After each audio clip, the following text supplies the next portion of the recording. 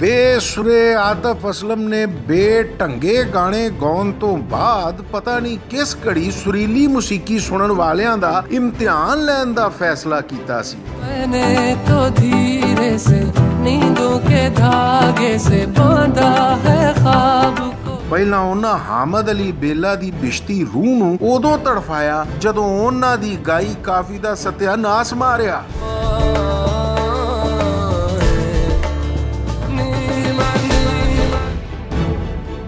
बेले उरी हयात हुंदे ते बस सिर गोडियां च लै लैंदे। इस तो बाद अकल दे खोते आतिफ असलम ने मुसलमानां दे जज्बात मजरूह उदों कीते जद गुलाम फरीद साबरी होरां दी नहायत नफीस कवाली बड़े बेसुरे अंदाज विच गाई।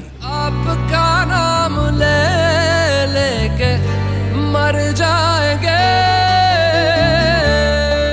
उन्हां होरां गाणियां नाल भी इहो जी कीती पर हुण तां हद ही हो गई है। नक थाणी गाउण वाले आतिफ असलम दी हुण हिम्मत इन्नी वध गई कि इधर उधर वेखियों बगैर लता जी दे गीत चलते चलते दियां लत्तां नूं पै गए ने। चलते चलते यूं ही कोई मिल गया था।